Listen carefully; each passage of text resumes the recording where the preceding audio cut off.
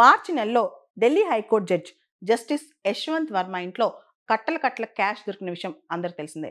ఆ తర్వాత సుప్రీంకోర్టు కూడా ఒక ఎంక్వైరీ కమిటీ వేసింది ఆయన మీద. జస్టిస్ సంజీవ్ ఖన్నా ప్రెసిడెంట్కి ప్రైమ్ మినిస్టర్కి కూడా ఉత్తరం రాశారు ఆయన తొలగించమని చెప్పి. దీనికి సంబంధించి రీసెంట్గా లోక్సభ స్పీకర్ ఓం బిర్లా గారు ఒక కమిటీ వేశారు. 3 సభ్యులున్న కమిటీ వేశారనమాట. జస్టిస్ యశ్వంత్ వర్మ పైన అవినీతికి సంబంధించిన నిర్ధారణ కోసం ఒక రిపోర్ట్ ఇవ్వడం కోసం ఈ కమిటీ వేశారు. ఈ కమిటీ వీలైనంత త్వరగా as soon as possible report ఇవ్వనున్నట్లు కూడా తెలుస్తోందన్నమాట.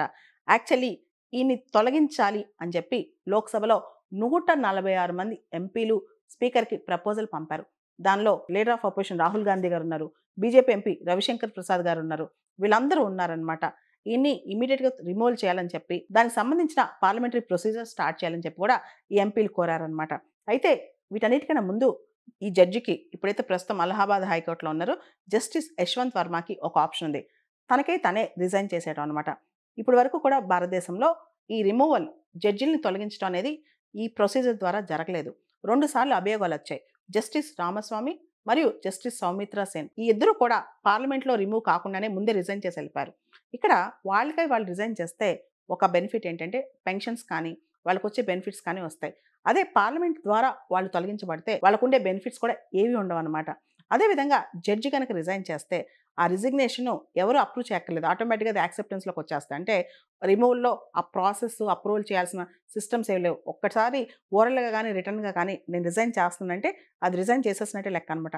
ఇంకోటి ఏంటంటే ఒకవేళ వచ్చే నెలలో పలానా డేట్ నుంచి నా రిజిగ్నేషన్ ఉంటుంది అని చెప్తే ఈ మధ్యలో ఆయన రిజిగ్నేషన్ విత్డ్రా చేసుకోవచ్చు అంతే. అంటే జడ్జి రిజిగ్నేషన్ ఇచ్చిన తర్వాత అది అప్రూవల్ అయ్యేదాకా ఆయన రిజిగ్నేషన్ ఆగదనమాట. సో ఇప్పుడు జస్టిస్ యశ్వంత్ వర్మకున్న ఒకే ఒక ఆప్షన్ రిజైన్ చేయటం. లేకపోతే పార్లమెంటరీ ప్రొసీజర్లో మనం చూస్తే కనుక జడ్జెస్ ఎంక్వైరీ యాక్ట్ 1968 ప్రకారం ఎక్కడైతే ఆ జడ్జి రిమూవల్ ప్రొసీడింగ్ స్టార్ట్ అవుద్దో, అంటే లోక్సభలో కానీ రాజ్యసభలో కానీ, లోక్సభలో అయితే స్పీకర్, రాజ్యసభలో అయితే చైర్మన్, వెంటనే ఒక కమిటీని అపాయింట్ చేయాలన్నమాట. ఆ కమిటీలో 3 సభ్యులు ఉండాలి. వాళ్ళు నిజంగా ఆ జడ్జి ఆ తప్పు చేశాడా, ఆయన పైన ఉన్న ఛార్జెస్ ఏంటి, ఇవన్నీ చూడాలన్నమాట. ఆ 3 సభ్యుల్లో ఒకళ్ళు చీఫ్ జస్టిస్ ఆఫ్ ఇండియా లేదా జడ్జ్ ఆఫ్ సుప్రీంకోర్టు, రెండో వ్యక్తి జడ్జ్ ఆఫ్ హైకోర్టు, మూడో వ్యక్తి డిస్టింగ్విష్డ్ జ్యూరిస్ట్ అయి ఉండాలి. ఇలాంటి కమిటీ రీసెంట్గా ఫామ్ అయిందనమాట. ఈ కమిటీ వీళ్ళని త్వరగా రిపోర్ట్ ఇస్తాయి. రిపోర్ట్ వచ్చిన తర్వాత ఆ సభలో ప్రొసీడింగ్స్ స్టార్ట్ అవుతాయి. ఆ తర్వాత ఆ ప్రొసీడింగ్స్ ఒక సభలో అయిపోయిన తర్వాత రెండో సభకి వెళ్తాయి అనమాట. ఈ రెండో సభలో ఆ జడ్జి అపీర్ అయ్యి తన వాదన కూడా వినిపించుకోవచ్చు. అయితే ఈ ప్రొసీడింగ్స్ జరిగే లోపే ఈయన రిజైన్ చేస్తే ఈయనకే మంచిది.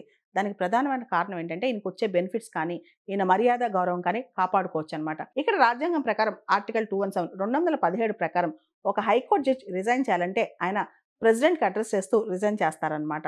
సో ఈయన రిజైన్ చేస్తారా లేదా తొలగించేదాకా కూర్చుని ఉంటారా చూడాలి. అయితే ఆల్రెడీ ఇన్ఫార్మల్ సోర్సెస్ ప్రకారం జస్టిస్ సంజీవ్ ఖన్నా ఎవరైతే చీఫ్ జస్టిస్ ఆఫ్ ఇండియా ఉన్నారో ఆల్రెడీ చెప్పారంటే ఈయన రిజైన్ చేయమని. కానీ ఈయన రిజైన్ చేయకుండా కూర్చున్నారంట, నేనేం తప్పు చేయలేదని చెప్పి ఈయన వాదన అంట. ఇక్కడ మనం గ్లాన్వెల్లీ ఆస్టిన్ కాన్స్టిట్యూషనల్ ఎక్స్పర్ట్ని గుర్తెచ్చుకోవాలి. Constitution is a document of accountability. Judiciary as the guardian of it is not an exception to it. రాజ్యాంగం అనేది పారదర్శకంగా అకౌంటబుల్గా ఉండాలి. ముఖ్యంగా జుడిషియరీ రాజ్యాంగానికి గార్డియన్ కాబట్టి జుడిషియరీకి ఖచ్చితంగా మినహాయింపు ఉండకూడదని చెప్పి ఆయన చెప్పుకొస్తారనమాట. కాబట్టి జుడిషియల్ అకౌంటబిలిటీ, ట్రాన్స్పరెన్సీ అనేవి మన రాజ్యాంగానికే వెన్నెముక వంటివి.